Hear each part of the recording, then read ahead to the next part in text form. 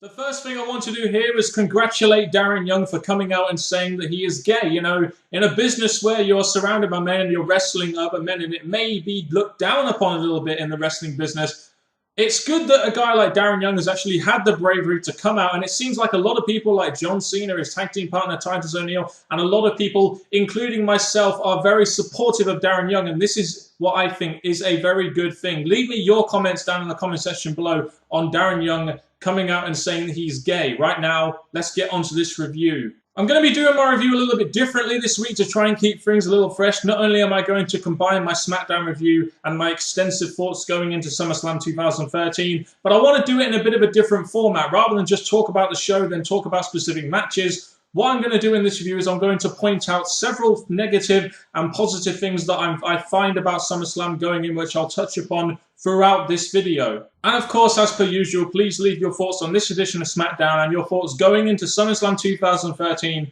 down in that comment section below. One big positive thing about this year's SummerSlam, in my opinion, is that we have two mid-card feuds that I feel we can really care about. You know, the feud between Kane and Bray Wyatt and Cody Rhodes and Sandow both feel important and both have some kind of storyline to them, and they're both matches that I'm looking forward to on the card. Kane versus Bray Wyatt got some good hype on this week's edition of Smackdown. You know, they opened up the show with another really good promo from Bray Wyatt. In my opinion, the character was absolutely gold, coupled with a video package as well. Then you had Kane coming out, the numbers game going against him, the Wyatt family in on top. Again, this is a feud I'm really looking forward to going into SummerSlam. And the Ring of Fire stipulation or gimmick match actually really helps this match, in my opinion. Really, really looking forward to this. I'm really looking forward to seeing what they're going to be doing with Bray Wyatt after SummerSlam. Cody Rhodes versus Damien Sandow is another one of those mid-card feuds that I really care about. And although it wasn't really featured in this week's edition of SmackDown, you've had plenty of stuff between these two happen on Raw and SmackDown going into SummerSlam.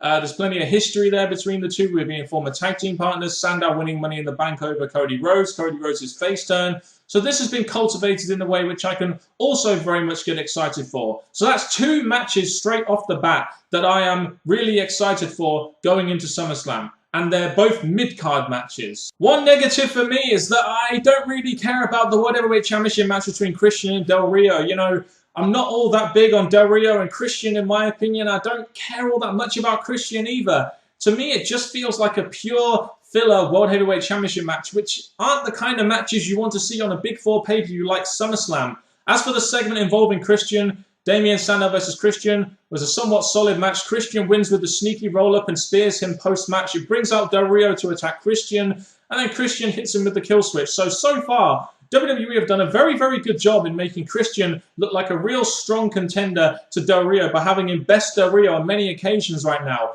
Only problem is, this segment was the segment after the opener, which really, in my opinion, shows how unimportant the World Heavyweight Championship is right now and how little I really care about this match going into SummerSlam. Another pay-per-view, and it's the same old story for Dolph Ziggler. It's not about Dolph Ziggler at SummerSlam, people. He's involved in a mixed tag match with Big E Langston, AJ Lee, and Caitlyn. And the segment on SmackDown, Caitlyn and Natalya versus AJ Lee and Layla, I really didn't care all that much about this match, and to be honest with you, I don't care all that much about the mixed tag match involving Dolph Ziggler. Yes, I like Dolph Ziggler, and I'm still yet to be really sold on his face turn, and I don't mind Big E Langston as a heel, but for God's sake, when are WWE going to let Dolph Ziggler out on his own? When are they actually going to try and let him express himself without having him being overshadowed by divas like AJ Lee and Vicky Guerrero and other people that are way below his level? A lot of people are looking at SummerSlam and they're thinking, why is Natalya versus Brie Bella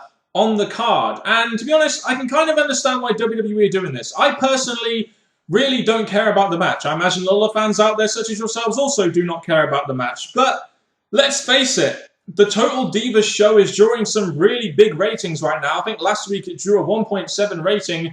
So why not try and use that show to try and bring a few more casual fans to pay for SummerSlam or buy for SummerSlam and maybe get the buy rate up a little bit? That is a very good business idea. Does it have any right being on the card?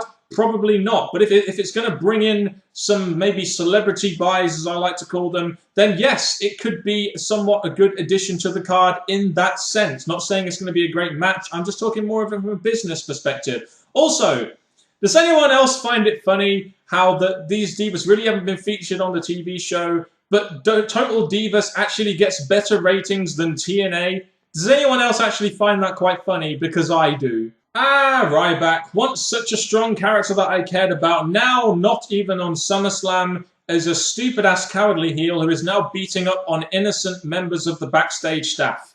It's amazing how far down a character can come in such a short period of time after the stupid random heel turn they did with him facing John Cena. That's just yet another star that WWE could have made plump down the toilet. One big positive of SummerSlam, in my opinion, is that we have a great drawing main event match between two big stars in WWE right now, CM Punk and Brock Lesnar. I haven't even been watching the segments on Raw, and yet I'm still quite excited about seeing CM Punk and Brock Lesnar, the best versus the beast. The tagline and who's in it kind of sells the match for me, really. And on this segment edition of SmackDown, they actually had like a special video package insight into the match. And I think, to be honest with you, this is one of those matches that we all wanted to see Brock Lesnar in when he returned to WWE. I think a lot of people would have liked to have seen him go up against CM Punk at one point. So a lot of internet fans are also pretty pleased by this match, as well as myself. And on this show, we had Paul Heyman also cutting a promo after Axel defeated Zack Ryder, talking about the match between Brock Lesnar and CM Punk. So I'm really excited for CM Punk versus Brock Lesnar. Should it main event? I think it should main event. You've got a guy like Brock Lesnar who's a proven box office draw, and you've got CM Punk who is probably the second biggest 24/7 current roster star on the roster right now. Damn right this has got to main event, even over the WWE Championship match in my opinion. One big negative for me is, as of this point in time, there is no Tag Team Championship match announced. There's no Intercontinental Championship match announced. There's no Divas Championship match announced, which, although AJ Lee is in that mixed tag, there's no US Championship match on the main card. That's on the pre-show, RVD versus Dean Ambrose, and that has had some very last-minute builds. So that's 4 of WWE's 6 belts that aren't even going to be on the main card at SummerSlam. That, in my opinion, is incredibly disappointing, considering we had pretty much all of those belts defended last year on SummerSlam, if memory serves me correctly. 3 of these belts were involved in the segment on SmackDown. We had the Shield versus RVD, Big Show, and Mark Henry. A pretty solid 6-man tag where RVD ends up pinning Dean Ambrose, hyping up their match on the pre-show. You know, when you bring back a guy like RVD as a big deal in that Money in the Bank match, and then he gets relegated to pre-show against Dean Ambrose. This is the kind of match I feel could definitely be on the SummerSlam card. It could be a damn good match and a damn good way to put over Dean Ambrose if that is indeed what is going to happen going forward. Yet it's on the kickoff show. That, in my opinion, is, again, a little bit disappointing. Not to mention the fact that you built up the Shield as this really big force in WWE for some months, and now they don't even feel that important anymore, and they're dropped down to the pre-show, even though they have 3 of WWE's belts, or 2 of WWE's 6 belts. That is one big reason why they should feel important. And it looks like they're kind of giving some last-minute build to Mark Henry and Big Show versus the Shield for the Tag Team Championships. But once again, it's not really even been pre-announced. So how is that supposed to make that match feel important for me to want to buy it? Apparently, The Miz is going to be the host of SummerSlam. I guess kind of like The Rock guest host WrestleMania, I guess. And I think the reason behind this is very simple. I think WWE, they haven't got Miz involved on the card, so they're trying to think of some way to involve him using his corporate image, using his mic skills, using his image to casual fans. And they're making him the host of SummerSlam, I think, so he can lead some sort of social media kind of thing, which isn't a bad idea by WWE to at least try and get him involved. And he was involved in a match here with Jack Swagger. He won via roll-up. Didn't really care about it. But there you go. John Cena versus Daniel Bryan for the WWE Championship is, in my opinion, a mixed bag, and I have several reasons for this. One positive thing about this is that they didn't heel out Daniel Bryan to John Cena in the build-up to SummerSlam like they've done with Batista against Cena, like they've done with someone like Ryback versus John Cena. So at least they've kept the Daniel Bryan character a face, and it's still over. The Daniel Bryan character is still very over. You got Randy Orton lurking in there with the Money in the Bank, which definitely I think could be some kind of factor in this match. One thing about this is it should be a damn good match. Daniel Bryan should definitely get the best out of John Cena in this match for the WWE Championship, even if it doesn't main event. My thing here comes with what happened on Raw. It seems like WWE are introducing the Triple H and Vince McMahon storyline to this, so You know now that Triple H is going to be refereeing the match, and after what happened on this week's edition of SmackDown with Vince McMahon getting involved in the main event between Daniel Bryan and Wade Barrett, you know now this match is going to be all about Triple H versus Vince McMahon, and you know it's going to be some kind of screwjob finish, and judging by what happened in the main event, like I said, it's definitely going to happen. You had Daniel Bryan versus Wade Barrett in an ODQ match, which, quite frankly, I've seen these guys face off so many times lately that I didn't really care to see these two face off again. And I also find it quite funny how it took Daniel Bryan so long to beat someone who is now essentially a jobber, despite the fact Vince McMahon was trying to put everything on Wade Barrett's side. So this main event segment, I didn't really care all that much about.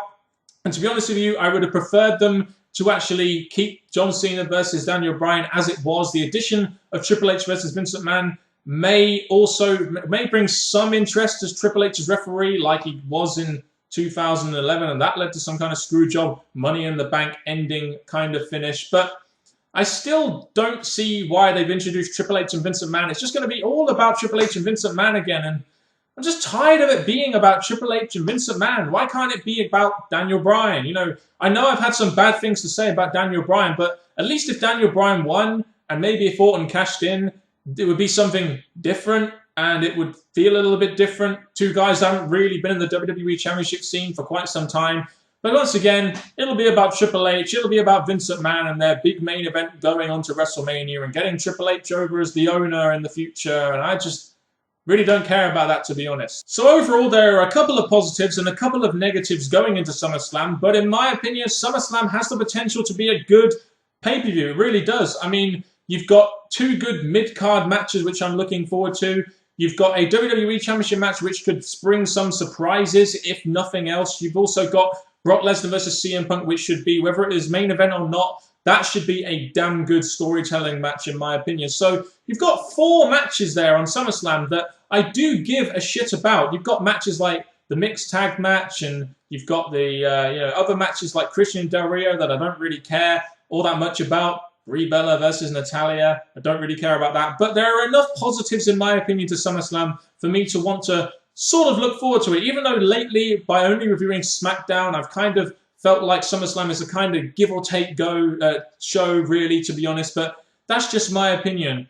Now, I would like for you guys to give me your positives and negatives going into SummerSlam. Any thoughts on this week's edition of SmackDown and also going into SummerSlam 2013? Let me know down in the comments section below. We shall see you on Sunday here at the British Fest. Thank you very much for watching this review. Comment down below if you have any thoughts. Goodbye.